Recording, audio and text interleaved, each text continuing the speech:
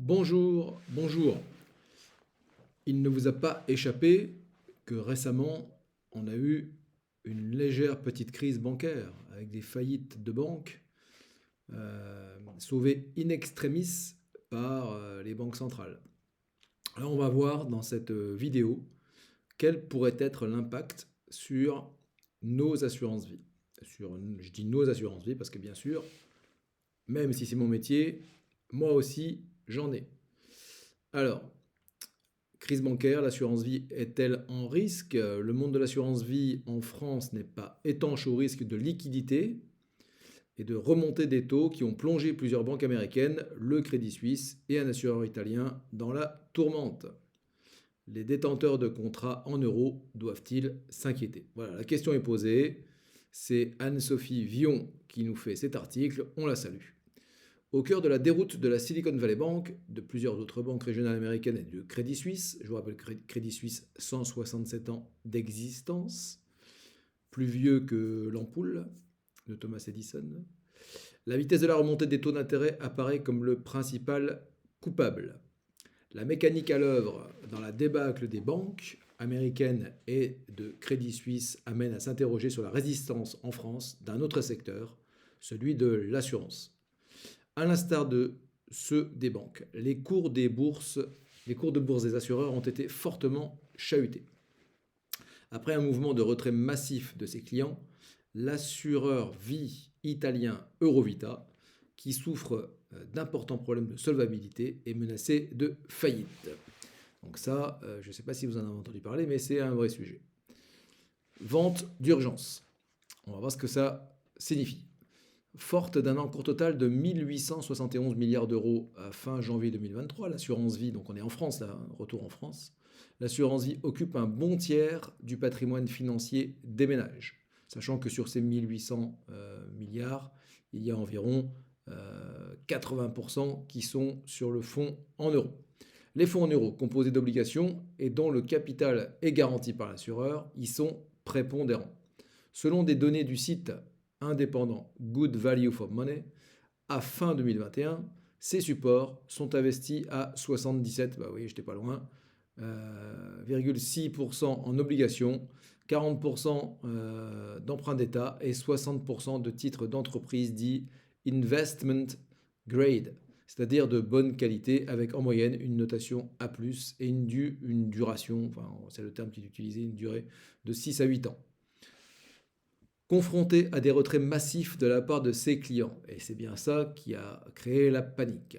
SVB, Silicon Valley Bank donc, qui avait investi une grande partie de leurs dépôts dans des obligations de long terme, ce qui était en soi plutôt une précaution, une stratégie prudente, a dû vendre massivement des obligations en moins-value, car assorties d'un rendement bien plus faible que ceux servis actuellement.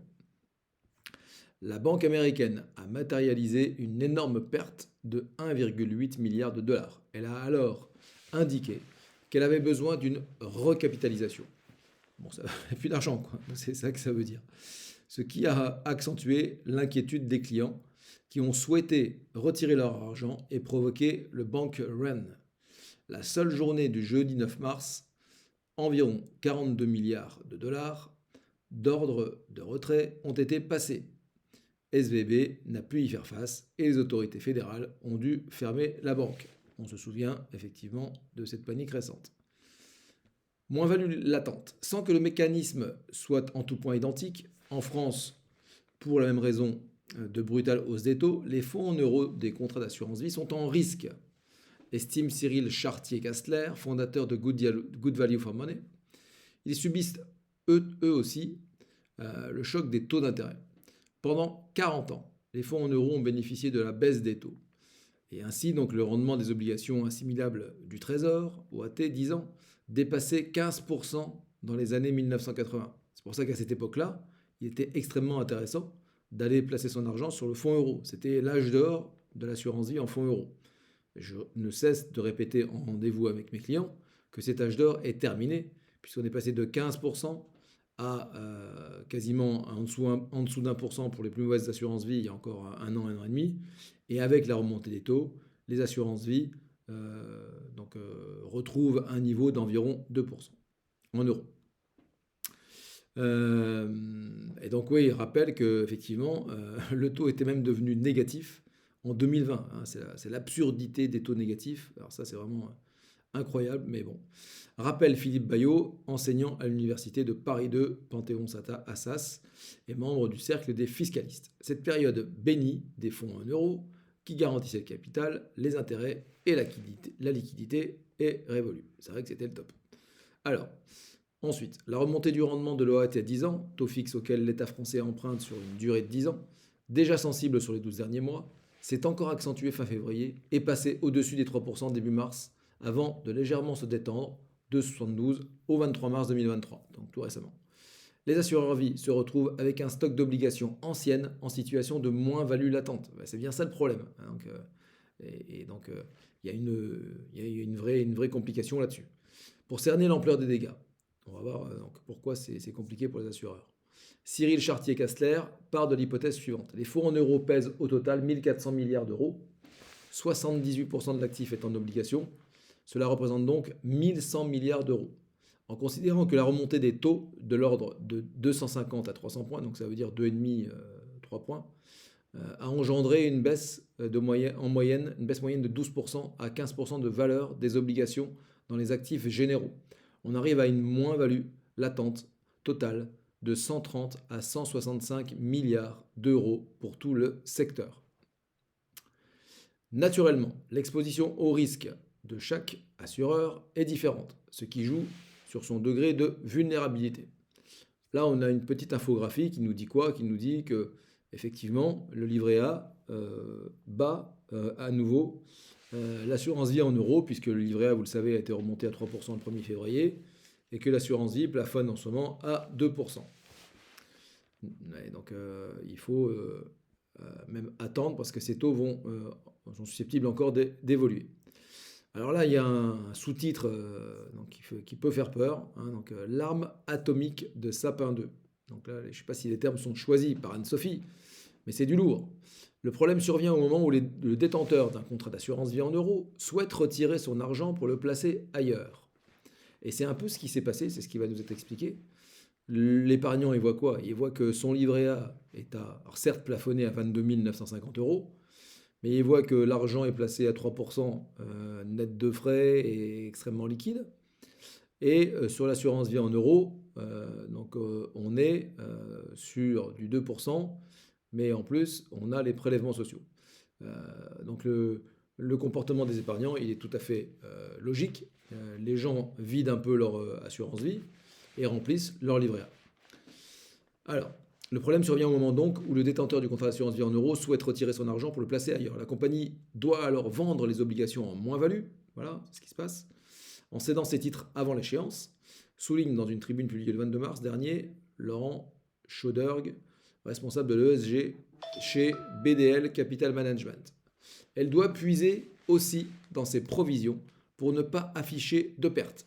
Si les retraits s'accélèrent et que les provisions s'épuisent, le problème de liquidité et de solvabilité survient et peut remettre en cause l'existence même de l'assureur. Et oui, donc ça c'est là où ça devient plutôt très problématique. Or, pour profiter de la remontée des taux d'intérêt, certains épargnants délaissent l'assurance vie, c'est ce que je vous disais à l'instant, en euros, dont le rendement est de moins en moins compétitif, et ils préfèrent placer leur argent dans les produits plus rémunérateurs comme le livret A, qui sert 3%. Alors ça, j'ai envie de dire, c'est l'article qui parle du livret A, mais donc si vous sortez de l'assurance vie en euros, quitte à en sortir, remplissez plus ou moins votre livret A pour vous constituer votre épargne de sécurité, votre matelas de secours, si ce n'est pas déjà fait. Mais sinon, il y a bien mieux à faire que de laisser votre argent sur le livret A. Et donc ça, prenez contact avec moi, il y a mes coordonnées dans la description, et je vous expliquerai, en fonction de votre situation et de vos objectifs, ce qu'il est possible de faire, en tout cas bien mieux que le livret A. Donc on dit quoi? On dit quoi? Donc le livret A qui sert 3% net d'impôt depuis le 1er février, dont la collecte a plus que doublé en un an. Bon bah là effectivement, sur des comportements un peu moutonniers et assez logiques, hein, mais parce que les gens aussi les épargnants manquent de conseils et d'informations, ils n'ont pas d'autre comportement que de se diriger vers le livret A. Toutefois, les rachats, retraits des épargnants en matière de fonds en euros n'ont, à ce jour, pas pris de proportions inquiétantes. La décollecte nette sur les supports en euros a atteint 29 milliards, on va arrondir à 30, l'an dernier 2 milliards d'euros en janvier 2023. Mais, nuance Cyril Chartier-Castler, quelques compagnies d'assurance vendent à perte des obligations pour faire face au retrait de clients, ce que personne ne confirme pour éviter une crise systémique. Donc ça commence à être des indicateurs. Si on pouvait vérifier ça, c'est inquiétant. Afin justement d'éviter un effet domino, le secteur de l'assurance bénéficie d'une puissante parade. Il s'agit de la loi Sapin 2 qui a été mise en place le 10 décembre 2016 et qui autorise l'État. Donc ça, je pense que vous en avez déjà entendu parler, mais de manière précise, on va voir ce que ça veut dire. Donc, qui autorise l'État sur décision du Haut Conseil de stabilité financière. Vous le connaissez celui-là, c'est celui qui nous pose problème pour les prêts IMO, qui bloquent à 35% d'endettement, etc., etc. Donc un régulateur. À suspendre, retarder ou limiter les retraits, donc les arbitrages ou les avances sur les contrats d'assurance vie en cas de menace grave et caractérisée pour le système financier. C'est-à-dire qu'on ne peut même pas faire un arbitrage, c'est un truc de malade. Des mesures prises pendant une durée de 3 mois renouvelable. Donc ça, bien évidemment, pour l'instant, ça n'a pas du tout été mis en place. Et l'article nous dit que ça n'est pas prêt de l'être. Voilà, je ne voudrais pas être trop long sur la suite de l'article, mais donc pour Franck Levallois, directeur général de France Assureur, la Fédération française de l'assurance, en dépit d'un environnement financier chahuté, l'assurance vie est solide. Nous ne voyons pas de signe. Lui, donc, il ne va pas dire le contraire, hein, donc directeur général de France Assureur. Mais bon, il faut quand même se poser les bonnes questions. En outre, à la différence des retraits bancaires, l'assurance vie, souscrite par essence dans une perspective long terme, présente une certaine viscosité.